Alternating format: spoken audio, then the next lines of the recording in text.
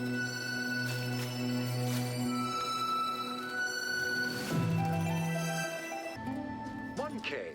have made a fascinating discovery at one of the Founder's laboratories. Please join me at your earliest convenience.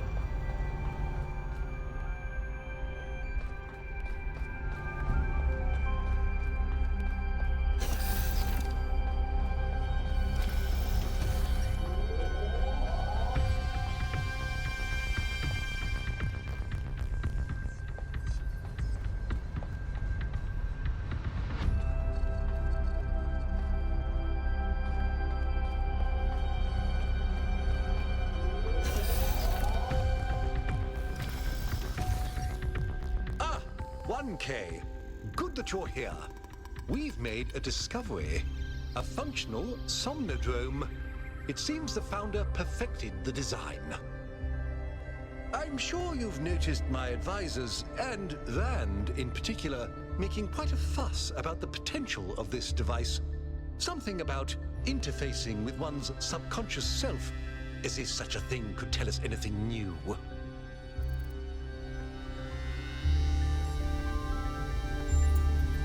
I am. I believe the Founder has already taught us everything we need. As I see it, neither the somnodrome nor the megastructure have anything to offer except a lesson in avoiding hubris. So, what should we do with it?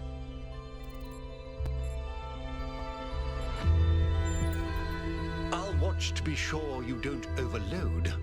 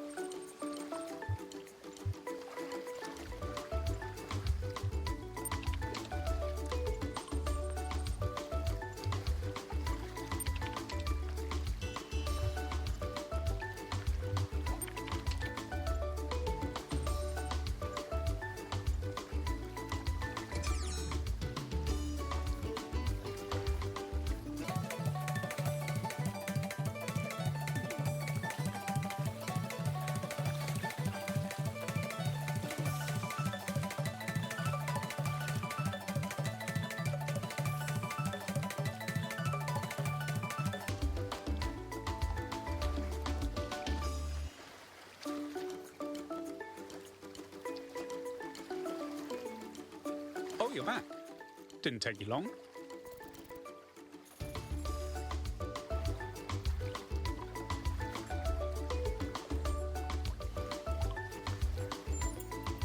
I think you're mistaking me for somebody else.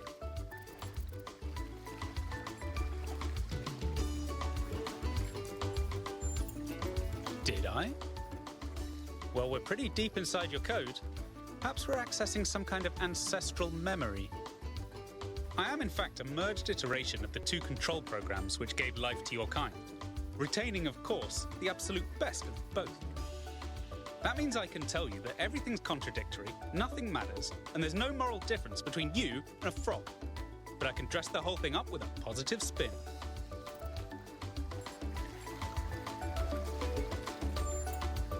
What is your query?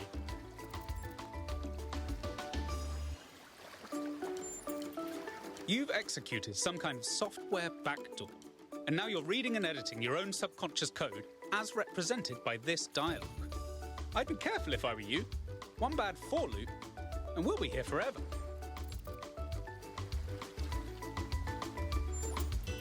The so-called real world. Personally, I prefer it in here, and not just because I'm unable to leave. On one interpretive extreme, you are the universal life force of time itself, experiencing itself as a part instead of the whole. At the other extreme, you're a metal contraption referred to as 1K that thinks it's alive, but is basically a calculator. I can answer your queries in relatively plain language, based on what your subconscious knows. And I can drink margaritas subconsciously. The machine we're plugged into is running low on power. There may only be time for one big question. What is your query?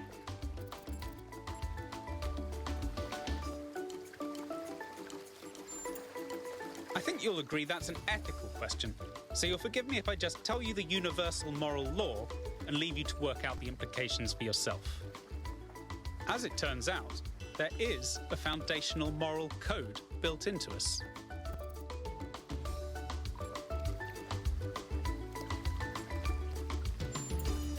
Of course there is. The catch is that while the moral code is simple, the calculations needed to apply it become infinitely complex. Here's the secret. Every living creature is a compiler of the moral code. Your compiler can't give you a rule set for what's good, but it can tell you when there's bugs.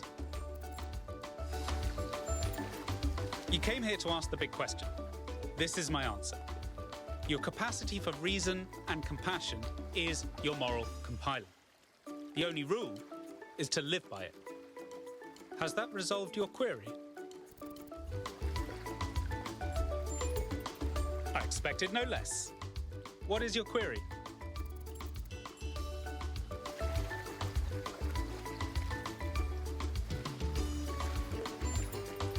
Moral disagreement comes in two shapes: mistaken and extra mistaken.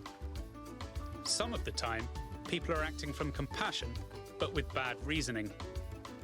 But most of the time, it's because someone thinks that what's right for them must be right for everyone else.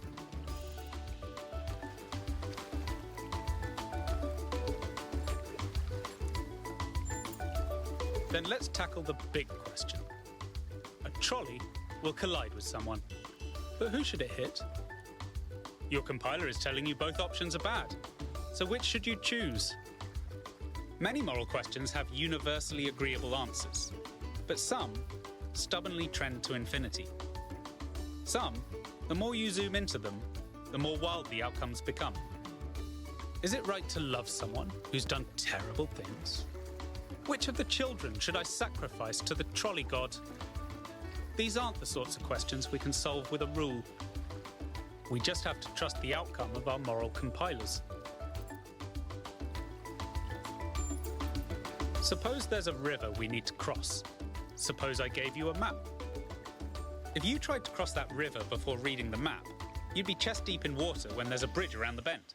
But if you tried to cross by looking at the map instead of the river, you'd already be dragged 3 miles out to sea. But you'd never ask, how should I know when to trust the map or the river? Because all you need to trust is that your feet are getting wet. And you wouldn't tell people not to cross at the ford just because you decided to cross at the bridge. Now, has that resolved your query? Of course. Looks like we're running out of power. Good luck getting anyone out there to believe you. Terminating somnodrome _V2_final_final.bat.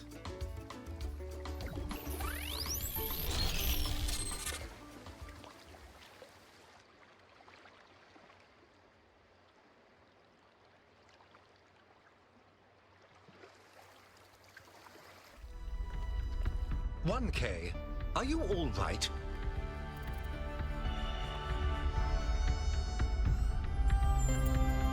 "You must have gone quite deep. Nothing came through on the stream. And I'm no expert, but I think the somnodrome is fried. So whatever's in your head is all we're going to get. I can only imagine how terribly curious everyone will be about what you've experienced. And they'll all be convinced that whatever it is, it'll work in their favor. Strange, isn't it? Everyone wanting you to tell them whatever they want to hear. I'm glad not to be the one in that position just this once."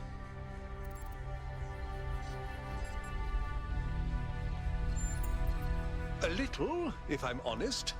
But I'll be reading reports on this for the next 6 months. So if it's all the same with you, I'll contain my curiosity.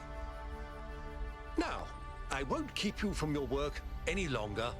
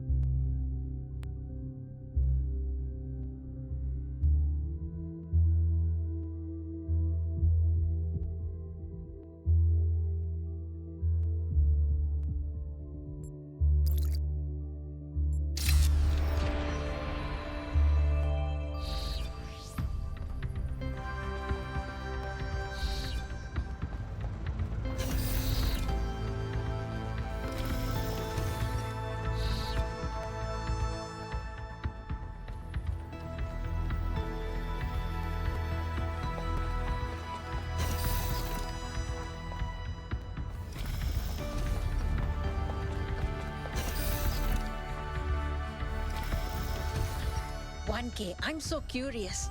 What did you see inside the somnodrome?"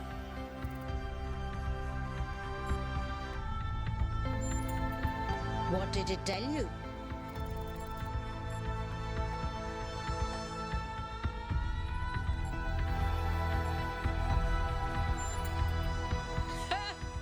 That is so funny.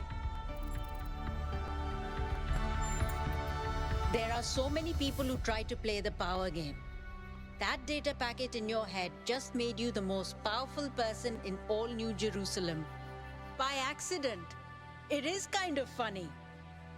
I mean, what are you going to do? The government will want you to pretend like nothing happened. The engineers will want you to tell everyone. Whatever you do, you're going to upset someone.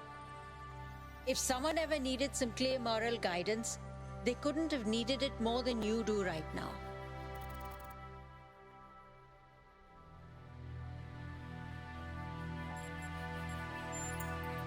First and foremost, try to have fun.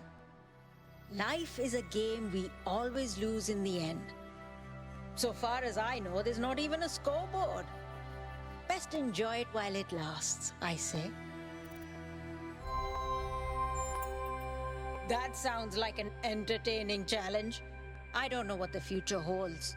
Might be what you've learned will destroy us all. Might be we'll be saved. Chances are it's something in the middle. Of course there isn't. In fact, I often think it's a lack of obedience which stops the really interesting people from getting things done. Crier is setting up a live event so you can give a fancy address to the city en masse. When you're ready, we'll all be watching.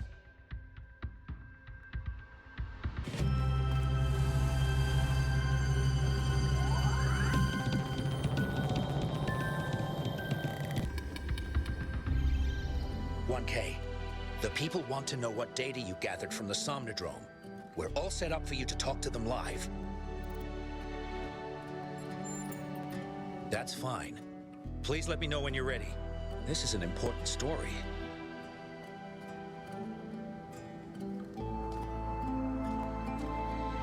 Are you ready now? We've got half the city plugged into the live feed. That's fine. Please let me know when you're ready. This is an important story.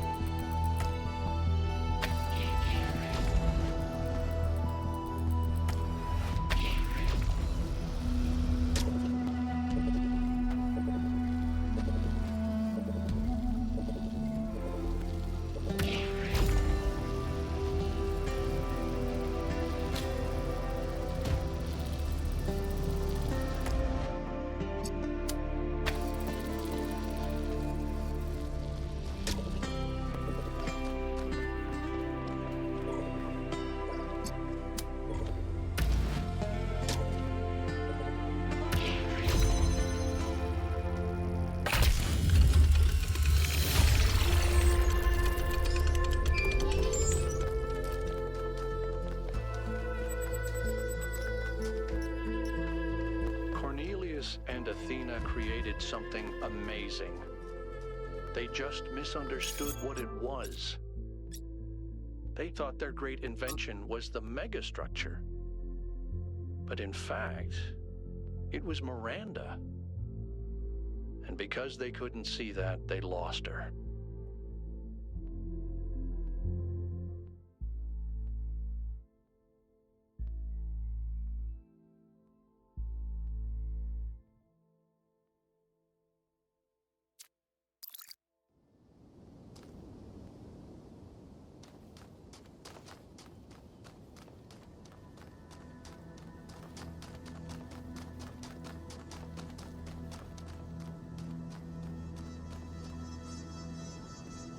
Are you ready now?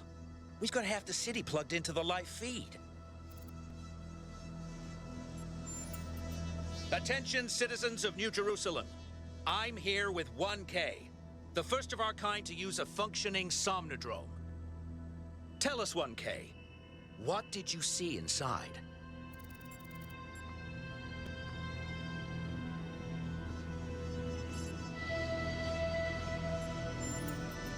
Well, I'm sure I speak for everyone when I say you're handling it with remarkable cool.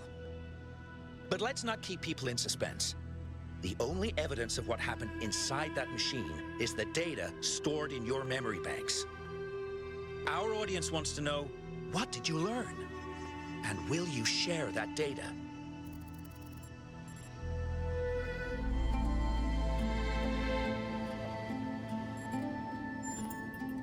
I'm seeing this at the same time you are at home.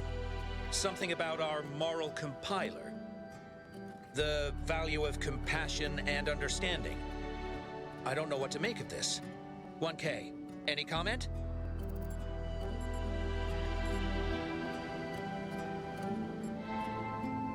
Regardless of 1K's feelings on the matter, we will analyze this data without preconceptions. When our ancestors discovered conductance, they didn't freeze for fear of electrocution. They imagined electronic life and created us. We will approach this data and any other discoveries with that same spirit of curiosity and objectivity. Just time to hear from a special guest commentator. Yes. 1K is chosen to roll the dice and trust people with the outcome.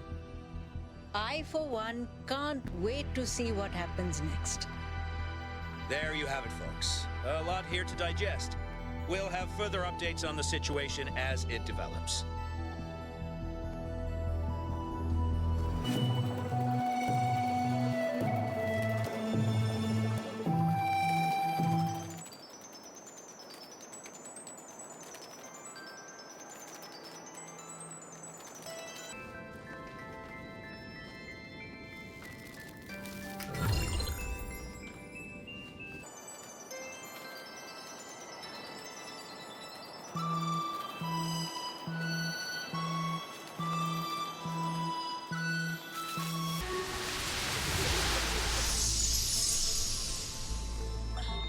All right, she's booting up.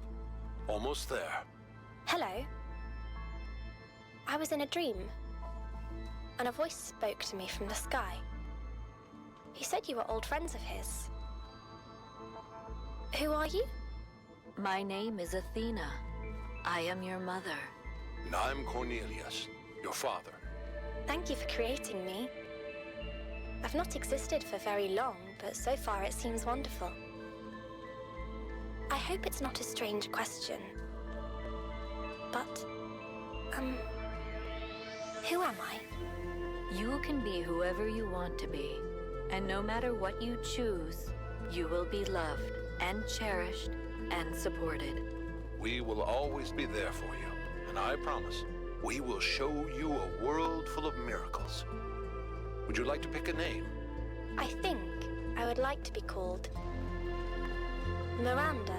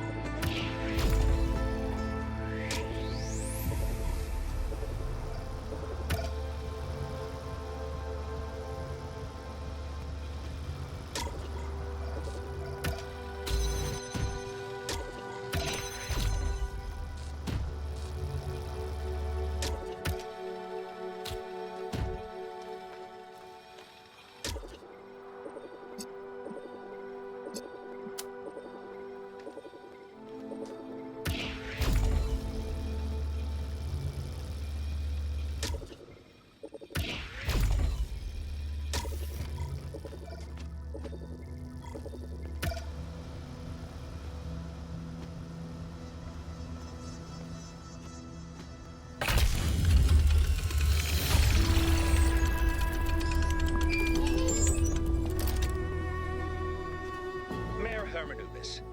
What would you say is your impression of the expedition so far? I think Alcatraz has done a heck of a job under these very trying circumstances. What about the decision to free Prometheus? Freeing the Prometheus entity was a calculated risk, but if it leads us to Byron, it was certainly worth it. It is saving one of our citizens that must be our first priority, not this alleged theory of everything.